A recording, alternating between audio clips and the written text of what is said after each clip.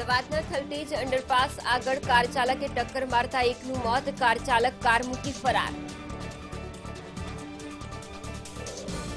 અમદાવાદ, રાજકોટ, સુરત અને વડોદરામાં રાત્રિ કર્ફ્યુ લંબાવાયો, નવા આદેશ સુધી કર્ફ્યુ ચાલુ રહેશે।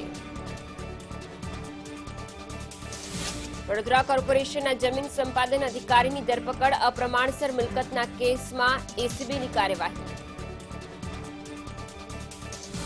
અમદાવાદ, સુરત અને જૂનાગઢ યાર્ડ કાલે ચાલુ રહેશે તો રાજકોટ યાર્ડ બંધ રહેશે। અમદાવાદમાં રિક્ષા બંધ રહેશે। ભારત બંધના પગલે ગુજરાત પોલીસ તૈયાર, અમદાવાદમાં 8000 પોલીસકર્મી તૈનાત રહેશે। અન્ય શહેરની પોલીસ પણ સતર્ક। રાજ્યમાં કોરોનાના નવા 1380 કેસ સાથે કુલ કેસ 2,20,168 થયા। છેલ્લા 24 કલાકમાં 14 દર્દીના મૃત્યુ।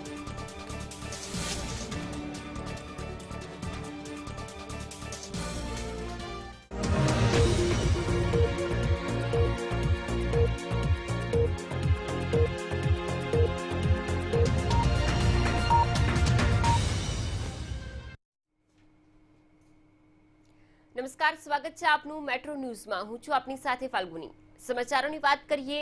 મહત્વના સમાચાર અમદાવાદથી મળી રહ્યા છે। અમદાવાદના થલતેજ વિસ્તારમાં અકસ્માતની ઘટના બનવા પામી છે। થલતેજ નજીક અંડરપાસ આગળ અકસ્માતની ઘટના બની છે। થલતેજના અંડરપાસ આગળ કાર ચાલક વ્યક્તિને ટક્કર મારીને ફરાર થઈ ચૂક્યો છે। કાર ચાલક દ્વારા વ્યક્તિને અડફેટે લેવામાં આવ્યું છે। આ વૃદ્ધનું કરુણ મોત નીપજ્યું છે। જોકે કાર ચાલક આ અકસ્માતના પગલે ફરાર થઈ ચૂક્યો છે। થલતેજ નજીક આ અકસ્માતની ઘટના સામે આવી છે, જેમાં એક કાર ચાલક કે જેમણે એક વૃદ્ધાને અડફેટે લીધા હતા, જેમનું કરુણ મોત આ અડફેટના લીધે થયું હતું। તો હાલ તો આ કાર ચાલક કે જે કાર મૂકીને ફરાર થઈ ચૂક્યો છે। પોલીસ દ્વારા વધુ વિગતો મેળવવામાં આવી રહી છે। રોડ ક્રોસ કરી રહ્યો હતો આ વ્યક્તિ, જેને ટક્કર વાગતા જ તેનું કરુણ મોત નીપજ્યું છે। થલતેજ નજીક અંડરપાસ કે જ્યાં આ અકસ્માતની ઘટના બનવા પામી છે। એક કાર ચાલક કે જે ફૂલ સ્પીડે આવી રહ્યો હતો અને તે જ સમયે એક વ્યક્તિ ત્યાંથી રસ્તો પસાર કરી રહી હતી। આ વ્યક્તિ આ કારની અડફેટે આવતા ઘટના સ્થળે જ વ્યક્તિનું કરુણ મોત નીપજ્યું છે। થલતેજના અંડરપાસ નજીક આ ઘટના બની છે। સંવાદદાતા ભાવેશ રાજપૂત જોડાયા છે। ભાવેશ, થલતેજ વિસ્તારમાં અકસ્માતની ઘટના બની છે। કયા પ્રકારનો અકસ્માત, એક વ્યક્તિનું મોત નીપજી ચૂક્યું છે?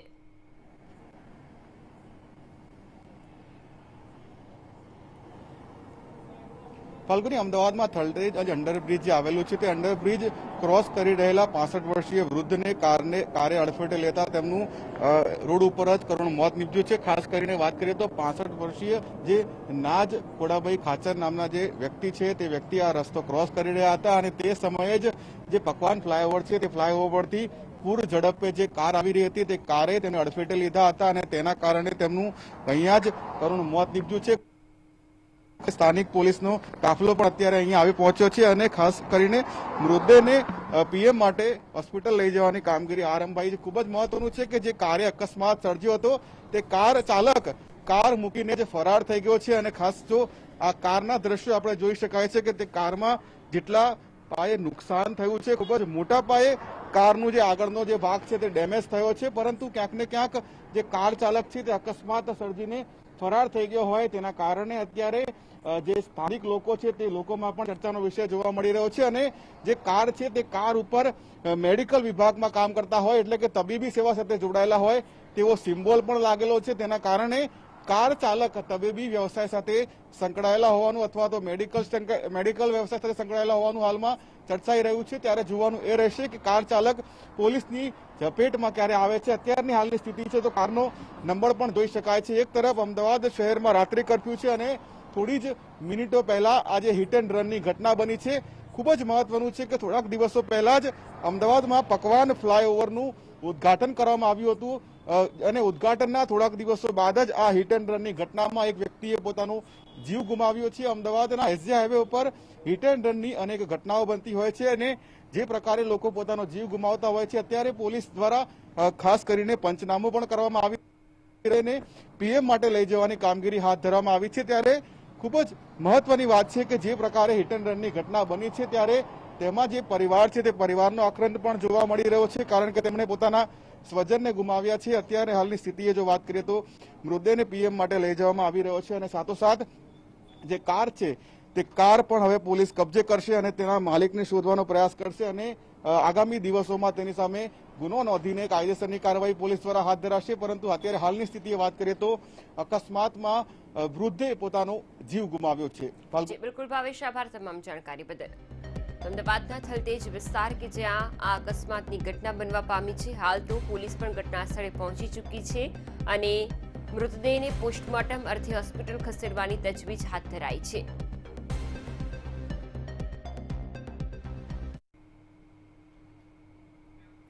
અને હવે વાત એલાને બંધની।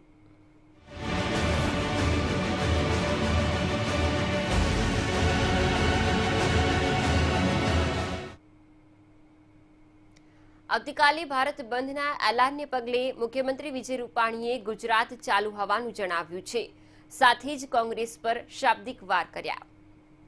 ભારત બંધની જે વાત છે એ સ્પષ્ટ થઈ ગઈ છે કે ખેડૂતનું ખાલી નામ છે। મોદી સરકાર વિરુદ્ધ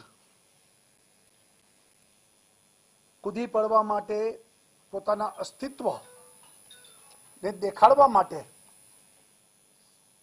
કોંગ્રેસથી માંડી અને વિરોધ પક્ષો એક થઈને ભારત બંધમાં જોડાણા છે। કાલે બંધમાં કાલ ચાલુ રહેશે ગુજરાત। જ કહું છું, અંતે બધા રાજકીય પક્ષો કરી રહ્યા છે। ખેડૂત આમાં ક્યાંય મેદાનમાં નથી। ખેડૂતો ક્યાંય ગુજરાતમાં આ આંદોલન સાથે નથી। ખેડૂતો કોઈ વસ્તુથી અસંતોષ નથી, એટલે સફળ નથી થવાનું। ઓવરઓલ ગુજરાતમાં આ વાતને, આ આંદોલન આટલા દિવસથી ચાલે છે અને આ વાતોનો વિષયને લઈને ગુજરાતમાં કોઈ જગ્યાએ ખેડૂતોનો સહકાર કે ખેડૂતોનો ટેકો કોઈ પક્ષને મળ્યો નથી। તો ભારત બંધને લઈને વિપક્ષે પણ પોતાની પ્રતિક્રિયા આપી અને ભારત બંધને સમર્થન આપ્યું। પોતે દિલ્હીની સ્ક્રિપ્ટનો ખાલી અનુવાદ કરીને પ્રેસ કરે એનો સ્પષ્ટ મતલબ છે કે દિલ્હીના રિમોટ કંટ્રોલથી ગુજરાતના મુખ્યમંત્રી શ્રી કામ કરે છે। આ કાળો કાયદો આવશે તો દેશમાં કંપની રાજ આવશે, ખેડૂતને ખેતી ખતમ થઈ જશે, ફરી પાછું એક મુઠ્ઠીભર લોકોના હાથમાં આખા દેશનું સુકાન આવશે। આ ખેડૂતોના મતથી તમે ગાંધીનગરમાં સત્તા પર બેઠા છો। આ ખેડૂતોએ તમને અહીંયાથી લઈને દિલ્હી સુધી મોકલ્યા છે।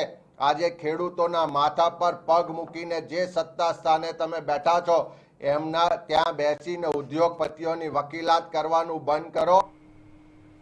જૂનાગઢ કોંગ્રેસ ધારાસભ્ય ભીખાભાઈ જોશીએ આવતીકાલે ભારત બંધના એલાનને સમર્થન આપ્યું છે, જેમાં જૂનાગઢની જનતાને સ્વયંભૂ બંધ રાખવા અપીલ કરવામાં આવી છે। ત્યારે કોઈ પણ હોબાળા કર્યા સિવાય શાંતિપૂર્વક બંધ રાખવા કોંગ્રેસ ધારાસભ્ય ભીખાભાઈ જોશીએ અપીલ કરી છે। ભારત બંધનું એલાન આપવામાં આવ્યું છે ત્યારે હું સર્વે વેપારી મિત્રોને વિનંતી કરું છું કે જગતનો તાત, ખેડૂતનો દીકરો, રાત દિવસ કાળી મજૂરી કરી, ઉઘાડા પગે ખેતી કરી, ધાન પેદા કરી અને અન્નનો દાણો આપણા પેટમાં જો પીડ્યો હોય ને તો આવતીકાલે તારીખ 8 ડિસેમ્બરના રોજ આ ઋણ ચૂકવવાનો દિવસ છે। ત્યારે તમામ વેપાર ધંધા રોજગારો બંધ રાખી એક દિવસ આ ખેડૂતને સમર્થન આપો। 8 તારીખે બંધનું જે એલાન કર્યું છે અને કોંગ્રેસે પણ એને સમર્થન આપ્યું છે, એના ભાગરૂપે એ કોંગ્રેસના ધારાસભ્ય તરીકે આજે તમારા માધ્યમથી હું જૂનાગઢવાસીઓને અપીલ કરું છું કે મેડિકલ સિવાય બધા જ એક દિવસ બંધ પાડી અને આ બંધને સમર્થન આપે। કારણ કે આ બધા ખેડૂતો પરિવાર સાથે ખેડૂતોના કૃષિ બિલ વિરોધના પગલે આવતીકાલે બંધનું એલાન કરવામાં આવ્યું છે, જેમાં ગુજરાતના ખેડૂતોએ ટેકો જાહેર કર્યો છે, જેથી રાજકોટ અને ગોંડલ માર્કેટિંગ યાર્ડ પણ આવતીકાલે બંધ રાખવામાં આવશે, જેની માર્કેટ યાર્ડના દલાલ મંડળ દ્વારા જાહેરાત કરવામાં આવી છે। ખેડૂતો દ્વારા ભારત બંધનું જે એલાન કરવામાં આવ્યું છે તેને લઈને રાજકોટ માર્કેટિંગ યાર્ડ પણ આવતીકાલે બંધ રહેશે। આપણી સાથે વેપારી એસોસિએશનના સૌરાષ્ટ્ર પ્રમુખ અતુલભાઈ કામાણી છે, એમની સાથે વાત કરીશું। અતુલભાઈ, શું કહેશો? આવતીકાલે બંધનું એલાન કર્યું છે માર્કેટિંગ યાર્ડમાં, શું કહેશો? ખેડૂતોની સંસ્થા હોય અને ખેડૂતોની માટે જ માર્કેટિંગ યાર્ડોની સ્થાપના કરી હોય તો ખેડૂતોનો પ્રશ્ન હોય, ખેડૂતોનું આવડું મોટું આંદોલન ચાલી રહ્યું હોય, 8 તારીખે ભારત બંધનું એલાન હોય તો માર્કેટિંગ યાર્ડો વધુ પડતા જોડાય એવું હર કોઈ ઈચ્છી રહ્યા હોય છે. રાજકોટ માર્કેટિંગ યાર્ડ તેમજ સૌરાષ્ટ્રના મોટાભાગના માર્કેટિંગ યાર્ડો અમારી સાથે બંધમાં જોડાય એવી અમે જાહેરાત અત્યારે કરવા માંગીએ છીએ. રાજકોટ માર્કેટિંગ યાર્ડ અત્યારે બંધ રહેશે એવી જાહેરાત કરી દેવામાં આવી છે. અમારી સાથે ગોંડલ, વાંકાનેર, જસદણ, કાલાવાડ, જામજોધપુર મોટાભાગના જે મોટા માર્કેટિંગ યાર્ડો છે એના પણ અમને ફોન આવી ગયા છે. સાંજ સુધીમાં લગભગ સૌરાષ્ટ્રના તમામ માર્કેટિંગ યાર્ડો ખેડૂતોના પ્રશ્ને જે આંદોલન ચાલી રહ્યું છે એને સમર્થન આપી અને સૌરાષ્ટ્રના લગભગ માર્કેટિંગ યાર્ડો બંધ રહેશે એવી અમને આશા છે. કેટલા દિવસ માટે આ માર્કેટિંગ યાર્ડ બંધ રાખવામાં આવશે? ભારત બંધનું એલાન હોય માત્ર 1 દિવસમાં સમર્થન આપવાની વાત છે. અત્યારે ભારત બંધની એલાનના સહયોગ અને સમર્થન માટે થઈ અને 1 દિવસ પૂરતું અમે રાજકોટ માર્કેટિંગ યાર્ડ તેમજ કૃષિ કાયદાના વિરોધમાં ધરતીપુત્રોનું આંદોલન વેગવંતું બન્યું છે, જે સંદર્ભે ભારત બંધ બાબતે ગુજરાત કિસાન કોંગ્રેસના ચેરમેન પાલભાઈ આંબલિયાએ ગુજરાતના નાગરિકો, વેપારીઓને સંદેશ પાઠવ્યો છે. તેમણે જણાવ્યું છે કે ખેડૂતોના સમર્થનમાં એપીએમસી બંધ પાડશે.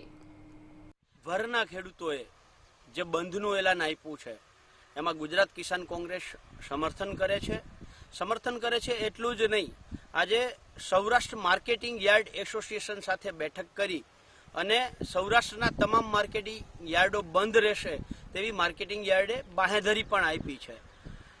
ગુજરાતના જાહેર માધ્યમોના માધ્યમથી ખેડૂતનું જે અન્ન ખાય છે, ખેડૂતના કારણે ભારતનો જે 30 લાખ કરોડનો એક ટર્નઓવર છે એ ટર્નઓવર કરતા નાના વેપારીઓથી લઈ અને મસ્ત મોટી કંપનીઓ સુધીના લોકોને ગુજરાત કિસાન કોંગ્રેસની એક વિનંતી છે.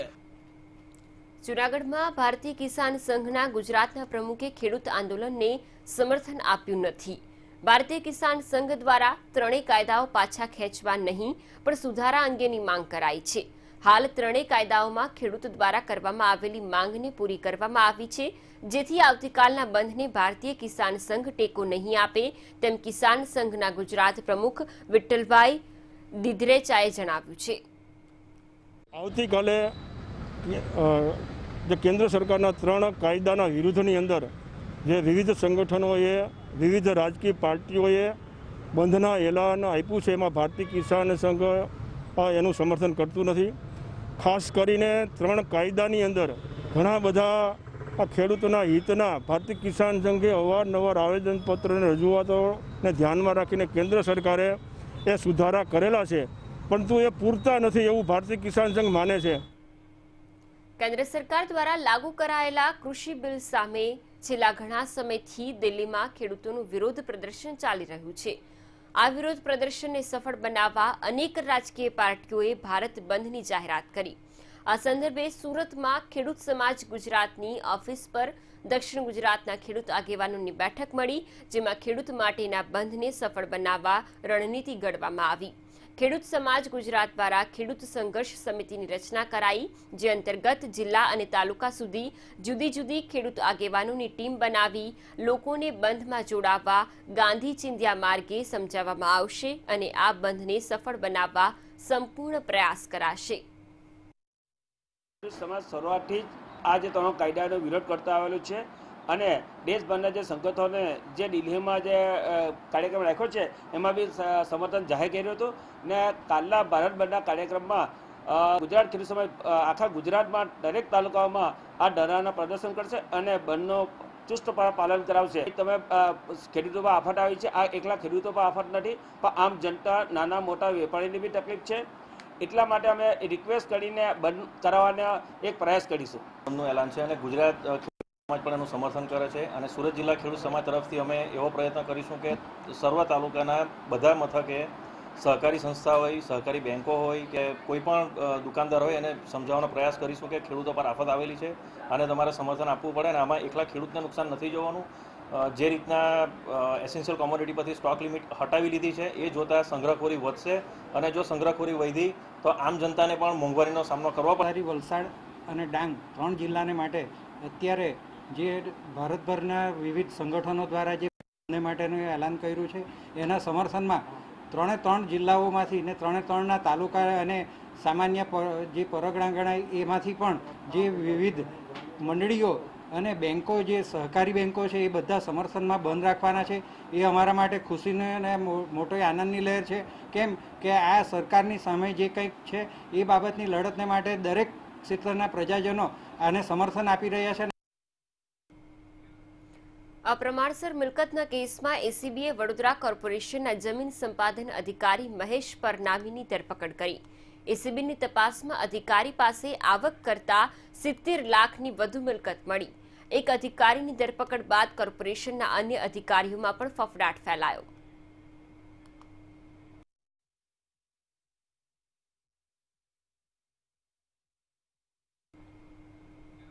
કોરોના વાયરસની વેક્સિન હજુ આવી નથી, તેવામાં વેક્સિનના નામે ખોટી જાહેરાતો સામે આવી રહી છે. વડોદરાના સાયબર એક્સપર્ટ મયુર ભૂસાળવર્કરે વેક્સિનના નામે આંતરરાષ્ટ્રીય કૌભાંડનો પર્દાફાશ કર્યો છે. હેકર્સ ડાર્ક વેબ પર જાહેરાતો અને ઈમેલ આપી રહ્યા છે તથા હેકર્સ ઈમેલ પર ફોટા મોકલી 20 ml ડોઝના $1000 પડાવે છે. કેરલામાં સાયબર ક્રાઇમ પોલીસે સોશિયલ મીડિયામાં લોકોને જાગૃત કર્યા છે. લગભગ 500 મિલિયનના કૌભાંડની સાયબર એક્સપર્ટે શંકા વ્યક્ત કરી છે. 96% એરિયા કવર કરે છે અને જ્યાં ખાસ કરીને આવા સ્મગલિંગને લગતા જ વ્યવહારો થતા હોય છે અને અશક્ય ઓફરો લોકોને આપવામાં આવતી હોય છે.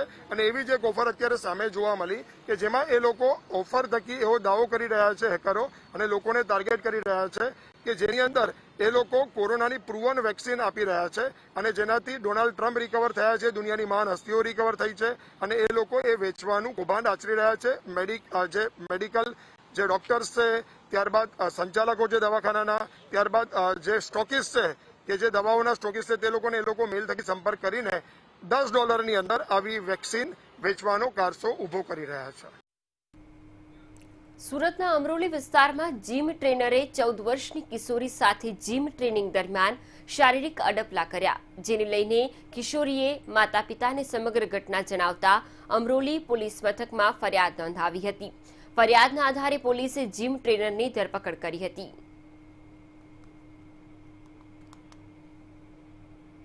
આવેલ એમડી જીમ ટ્રેનિંગ છે, તેમાં એના જે ટ્રેનર છે ફારૂક ઉમર, તેણે ત્યાં ટ્રેનિંગમાં આવતી એક દીકરી સાથે બીભત્સ વર્તન કરેલું હતું અને છેડતી કરેલી હતી, જે બાબતે દીકરી દ્વારા ફરિયાદ આપવામાં આવેલી છે અને આરોપીને અટક કરવામાં આવેલી છે અને આગળ તપાસ હાલ ચાલુ છે.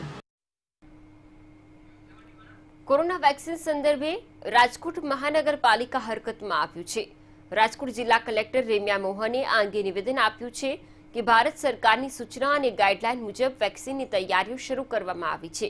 ડેટાબેઝ તૈયાર કરાયો છે, જેમાં આરોગ્ય કર્મચારીઓ, હોસ્પિટલ, નર્સ અને કોરોના દર્દીઓના સંપર્કમાં આવેલા લોકોને પ્રથમ મહત્વ આપવામાં આવશે.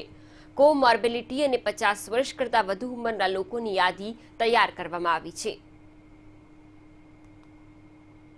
વધારે આ વાયરસ ટાર્ગેટ કરતા હોઈએ આપણે ડેટાબેઝ એટલે કયા લોકોને આપણે સૌથી ફર્સ્ટ સ્ટેજમાં કે પહેલો તબક્કામાં આપણે કયા લોકોને વેક્સિન કરવાની છે. એટલે એમાં હેલ્થ વર્કરો, આરોગ્ય વર્કરો, ફ્રન્ટલાઇન વર્કર એટલે ફક્ત આરોગ્ય વિભાગ નથી પણ કોઈ પણ વિભાગના જે લોકો જાહેર જનતા સાથે ઇવન લોકડાઉનમાં અને મહામારી દરમિયાન એ લોકો જે ઇન્ટરેક્ટ કરતા હતા, દાખલા તરીકે રેવન્યુ હોય, પોલીસ હોય, પંચાયત હોય, શિક્ષકો હોય, એ લોકોની પણ ડિપાર્ટમેન્ટ વાઇઝ અત્યારે અમે યાદી તૈયારી કરી રહ્યા છે. અને ઓલ્સો જાહેર જનતામાં પણ આપણે 50 એન્ડ એબાવ, કેમ કે કોવિડમાં આપણને ખબર છે કે જે લોકો કોમોર્બિડ છે ને તો સિનિયર એજના છે એ લોકોને વધારે આ વાયરસ ટાર્ગેટ કરતા હોઈએ આપણા અનુભવમાં. એટલે એબાવ 50ના લોકોની એક યાદી પણ આપણે તૈયાર કરી રહ્યા છે.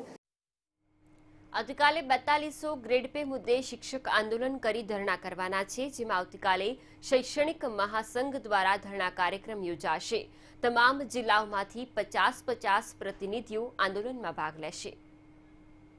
આચાર્યના આરઆર બનાવવા માટેનો છે અને એચટાટ આરઆર બને, અત્યાર સુધીની ભરતીની અંદર એચટાટ આરઆર બન્યા નથી, એ માટેના મહત્વના મુદ્દા છે. અત્યારે ઓલરેડી 4200 ગ્રેડ પે માટે અમારે સરકારશ્રી સાથે અવારનવાર વાર્તાલાપો થયા છે. છેલ્લા 1.5-2 વર્ષથી પરિપત્ર થયો નથી. એના સમય દરમિયાન અત્યારે રાષ્ટ્રીય શૈક્ષિક મહાસંઘ ગુજરાત રાજ્ય ધરના કાર્યક્રમ યોજવા જઈ રહ્યું છે.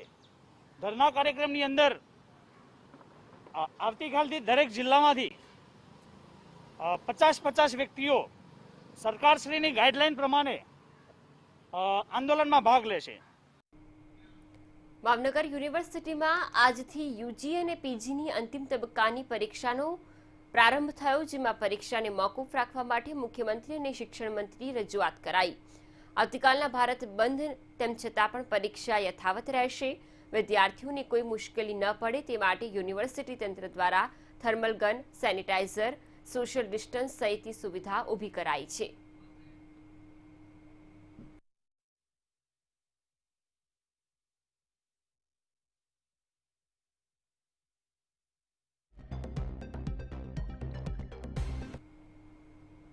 આવનારા સમયમાં જ્યારે સ્થાનિક સ્વરાજ્યની ચૂંટણીઓ આવી રહી છે, ત્યારે કોંગ્રેસ ફરીથી બેઠા થવાના સતત પ્રયાસો કરી રહી છે. કોંગ્રેસ ફરીથી બૂથ લેવલના કાર્યકરો સુધી પહોંચવા માટે ખાસ રણનીતિ ઘડશે. સાથે જ એક ગામડામાં જઈને 50 યુવાનોને તેમની સાથે જોડશે અને આ સાથે એક બૂથ પર 10 જેટલા કાર્યકરોને તેમની સાથે જોડશે. 1 બૂથ 10 યુથની ફોર્મ્યુલા આગળ વધારશે, જેથી વધુમાં વધુ યુવાનો કોંગ્રેસ સાથે જોડાય અને કોંગ્રેસ આવનારી સ્થાનિક સ્વરાજ્યની ચૂંટણી જીતી શકે. આવતીકાલે ભારત બંધનું એલાન છે, તો એમાં પણ કોંગ્રેસ પાર્ટી કઈ રીતે ખેડૂતોની વહારે જઈ શકે, ખેડૂતોની મજબૂતી બની શકે, એના માટે પણ ચર્ચા ચાલી રહી છે. અત્યારે જ રાજ્યના 65 કોંગ્રેસના ધારાસભ્યો અને 32 જિલ્લા પ્રમુખો સાથે પણ ખેડૂતોની મદદે કઈ રીતે જઈ શકાય, ખેડૂતોના ન્યાય માટે કઈ રીતે લડી શકાય, એની પણ ચર્ચા કરી રહ્યા છે. 7 ડિસેમ્બર એટલે કે આર્મી ફોર્સ ફ્લેગ ડે, જે ભારતીય આર્મી જવાનો અને માજી સૈનિક દ્વારા મનાવવામાં આવે છે. શું છે આર્મી ફોર્સ ફ્લેગ ડે નું મહત્વ? આવો જોઈએ.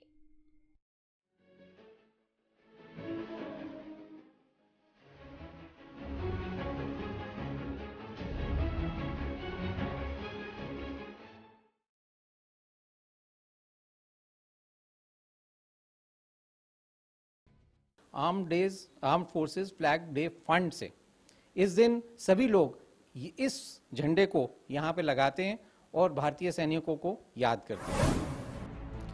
आर्मी फोर्स फ्लैग दिवस આ દિવસની અનોખી પરંપરા રહેલી છે, જેમાં ફંડ જમા કરવા માટે આર્મી ફોર્સ દ્વારા ફ્લેગ પણ તિરંગા સ્વરૂપે લોકોને ભેટ કરવામાં આવે છે. આ દિવસે ઘાયલ આર્મી જવાનની વિધવાઓ અને બાળકોની સહાયતા માટે ફંડ એકત્રિત કરવામાં આવે છે. ऐसा है मैडम, हमारा जो इस गुजरात स्टेट का जो हमारा जो वर्ष का जो टारगेट है वो है 2 करोड़ और 63 लाख 2 करोड़ 63 लाख. और हमने पिछले साल गुजरात में जो हमें जनता से जो इसके लिए सहयोग मिलता है वो काफ़ी अच्छा रहा है मतलब. और हमने पिछले वर्ष में 2 करोड़ और 82 लाख हमने इकट्ठा किया. ભારતમાં પ્રથમ વખત 7 ડિસેમ્બર 1949ના રોજ આ દિવસ ઉજવવામાં આવ્યો હતો. આ દિવસે આર્મી જવાનો દ્વારા નાગરિકો પાસેથી યથાશક્તિ પ્રમાણે ફંડ જમા કરવામાં આવે છે. ગુજરાતીઓએ 2.82 કરોડનું ગઈ સાલ આપ્યું ફંડ. જવાનોના 153 પરિવારને આપવામાં આવી સહાય. માસિક આર્થિક વિધવા સહાયના 1.10 કરોડ આપવામાં આવ્યા. 40 જવાનોની દીકરીને 11 લાખની લગ્ન સહાય આપી. અંતિમ સંસ્કારની વિધિમાં 140 કેસમાં 14 લાખની સહાય.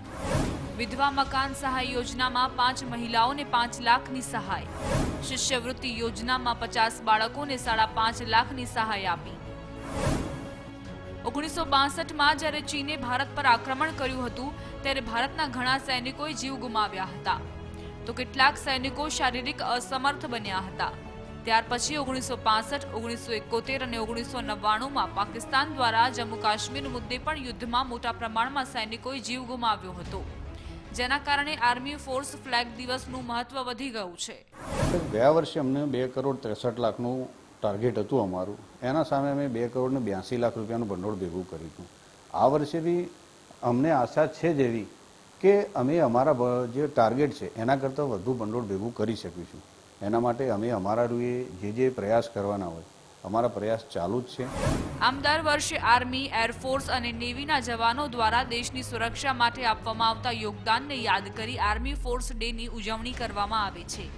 માનસી પટેલ, મંતવ્ય ન્યૂઝ, અમદાવાદ. ભાવનગરમાં રખડતા પશુઓના ત્રાસથી કોંગ્રેસના વોર્ડ પ્રમુખ નૃપેશભાઈ જોશી અકસ્માતનો ભોગ બન્યા. ભરતનગર સીતારામ ચોકડી પાસે પસાર થતા કોંગ્રેસના વોર્ડ પ્રમુખની ગાયે અડફેટે લેતા વોર્ડ લેવલે ચર્ચાનો વિષય બન્યો. વોર્ડ પ્રમુખ ઘાયલ થતા તેમને ભાવનગરની સરટી હોસ્પિટલ સારવાર હેઠળ ખસેડાયા, જેમને માથાના ભાગે ગંભીર ઈજાઓ પહોંચી હતી.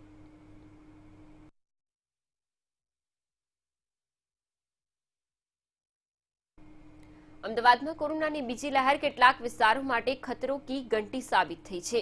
શહેરના જોધપુર વોર્ડમાં છેલ્લા એક મહિનામાં 750થી વધુ કેસ નોંધાયા, જેનું એક કારણ એવું પણ માનવામાં આવી રહ્યું છે કે અમદાવાદમાં બોપલનો જે નવો વિસ્તાર ભળ્યો, જેનો સમાવેશ જોધપુર વોર્ડમાં થયો છે. માત્ર બોપલમાં જ 400થી વધુ કેસો નોંધાયા છે અને કન્ટેનમેન્ટ વિસ્તાર પણ બોપલમાં સતત વધી રહ્યા હતા. એક સમય જમાલપુરમાં કેસો હતા, તેના કરતાં પણ હાલ જોધપુરમાં કેસો વધી રહ્યા છે. જમાલપુરની વાત કરીએ, જેમાં છેલ્લા એક મહિનામાં માત્ર 12 જ કેસ નોંધાયા. પાલડીમાં 344 કેસ, નારણપુરામાં 255 કેસો નોંધાયા, જ્યારે બોડકદેવમાં 425, કાટલોડિયામાં 289 અને મણિનગરમાં 241 કેસ નોંધાયા.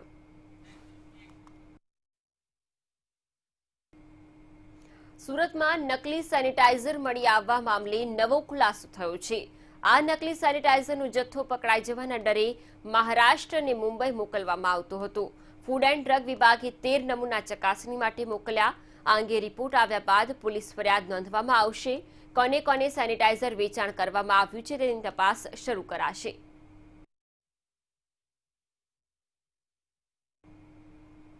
મોટાભાગે શિયાળાની ઋતુમાં લીલોતરી એટલે કે શાકભાજીની આવક બમણી થતી હોય છે અને ભાવમાં ઘટાડો જોવા મળતો હોય છે.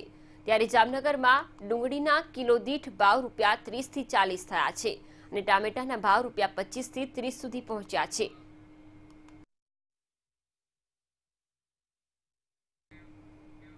આ સાથે જ મેટ્રો ન્યૂઝમાં હાલ બસ આટલું જ. વધુ સમાચારો માટે આપ જોડાઓ મંતવ્યન્યૂઝ.com પર. નમસ્કાર.